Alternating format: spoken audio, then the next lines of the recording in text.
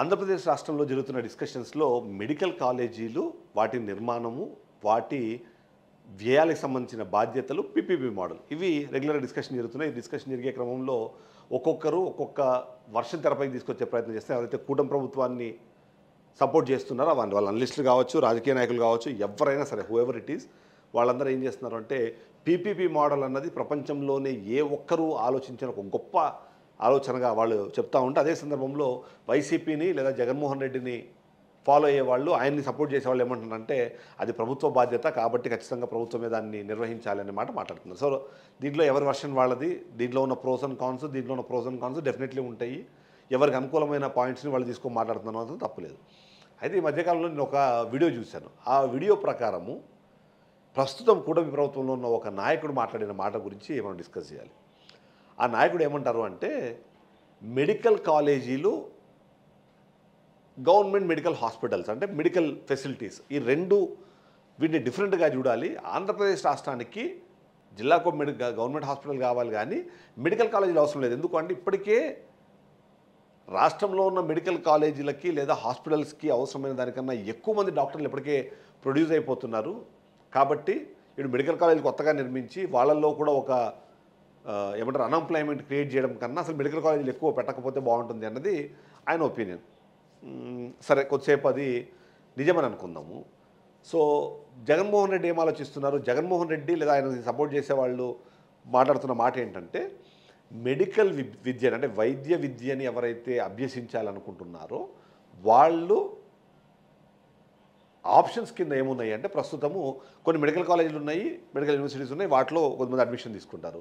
Private medical colleges వాటికి సంబంధించిన వాటిలో మరికొంతమంది అడ్మిషన్స్ తీసుకుంటారు. ఈ రెండు చోట్ల అడ్మిషన్స్ దొరకని వాళ్ళు, అఫోర్డ్ చేయలేని వాళ్ళు, కొద్దిపాటి అఫోర్డ్ చేయగలిగే వాళ్ళు వీళ్ళందరూ ఏం చేస్తున్నారంటే విదేశాలకు వెళ్ళి వైద్య విద్యని అభ్యసిస్తున్నారు. అది అందరికీ తెలుసు. చాలా దేశాలకి, రష్యా లాంటి దేశాలకి, యుక్రెయిన్ లాంటి దేశాలకి, కొన్ని అసలు పేర్లు కూడా తెలియని కొన్ని దేశాలకు కూడా వీళ్ళు ఏం చేస్తారంటే ఆ మెడికల్ ఎడ్యుకేషన్ కోసం అని చెప్పి అక్కడికి వెళ్ళి చదువుకొని ఇండియాకి వచ్చి మళ్ళీ ఇక్కడ ఉన్న రూల్స్ ప్రకారం మళ్ళీ ఇంక ఎగ్జామ్ రాసి దానిలో పాస్ అయిన వాళ్ళు లేదా క్వాలిఫై అయిన వాళ్ళు చిన్న చిన్న ఏమంటారు మన క్లినికల్ దగ్గర నుంచి పెద్ద పెద్ద హాస్పిటల్స్ కూడా వర్క్ చేసుకుంటూ వెళ్తున్నారు. సో ఇప్పుడు ఆయన చెప్పిన దాని ప్రకారము ఇమ్మీడియట్లీ భారత ప్రభుత్వం చేయాల్సిన పని ఏంటంటే భారతదేశం నుంచి వేరే దేశాలకి ఒక్కరంటే ఒక్కరు కూడా వైద్య విద్యను అభ్యసించడానికి పంపించకూడదు. ఎందుకు? ఆయన చెప్తున్న దాని ప్రకారం ఇక్కడ ఉన్న ఫెసిలిటీస్ కన్నా ఎక్కువ మంది డాక్టర్లు ఇండ్యూస్ అవుతున్నప్పుడు మెడికల్ కాలేజీలు అన్నవి అసలు ఆ ఫెసిలిటీసే తీసుకురాకూడదు అనుకున్నప్పుడు ఈ విదేశాలకు వెళ్ళి చదివే ఆప్షన్ ఇవ్వకూడదు కదా, వాళ్ళందరినీ ఆపేయాల్సి ఉంటుంది.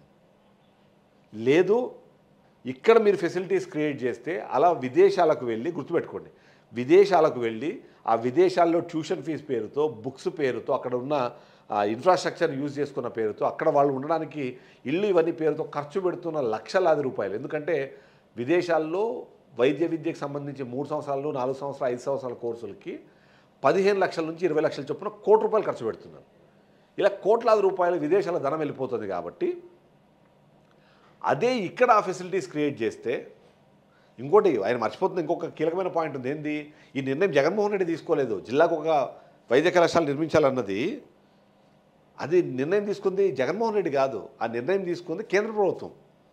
157 మెడికల్ కాలేజీలు పెట్టాలన్నది నిర్ణయం తీసుకుంది ఎవరు? కేంద్ర ప్రభుత్వం. అంటే కేంద్ర ప్రభుత్వం తీసుకున్న నిర్ణయమే తప్పని చెప్తున్నట్టుగా అనిపిస్తుంది. సరే, ఆయన కూటమిలో ఉన్నారు, బీజేపీ నిర్ణయం తప్పుపడతారు లేదా కొంచెం పక్కన పెట్టేద్దాం. ఇలా కోట్లాది రూపాయలు ఖర్చు పెట్టి విదేశాల్లో వెళ్ళి విద్య చదువుకునే దానికన్నా అదే ఫెసిలిటీస్ మీరు ఇండియాలో ఇస్తే ఈ కోట్లాది రూపాయలు అక్కడ ఖర్చు వెళ్లకుండా అదే డబ్బులు ఇక్కడ ఉండే అవకాశం ఉంది కదా. ఆ వైపు ఎందుకు ఆలోచించట్లేదు? జగన్మోహన్ రెడ్డి విమర్శించాలనుకున్నారు, డిసైడ్ అయిపోయారు మీరు.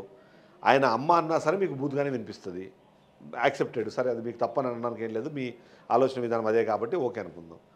కానీ మోదీ తీసుకున్న నిర్ణయము, ఎన్డీఏ తీసుకున్న నిర్ణయాన్ని కూడా ఇప్పుడు తప్పుపట్టే స్థాయికి వెళ్ళిపోయారా మీరు? లేదా అంత ఆలోచించలేకపోతున్నారా?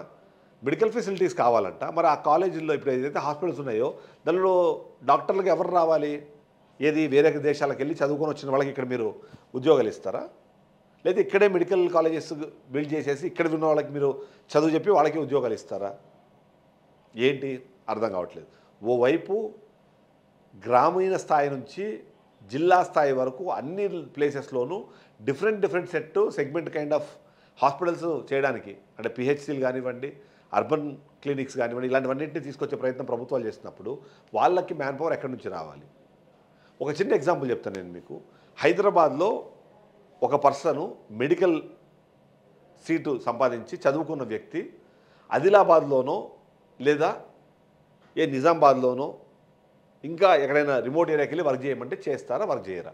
సో మీకు ఆన్సర్ తెలుసు కదా. ఖచ్చితంగా ఇక్కడ హైదరాబాద్ ఫెసిలిటీస్లో ఉన్న వాళ్ళు వెళ్ళి ఒక రిమోట్ ఏరియాలో పనిచేయడానికి ఇష్టపడరు. అక్కడ మెడికల్ కాలేజ్ ఉన్నా, గవర్నమెంట్ హాస్పిటల్లో ఏమున్నా సరే అక్కడికి వెళ్ళి పనిచేయరు.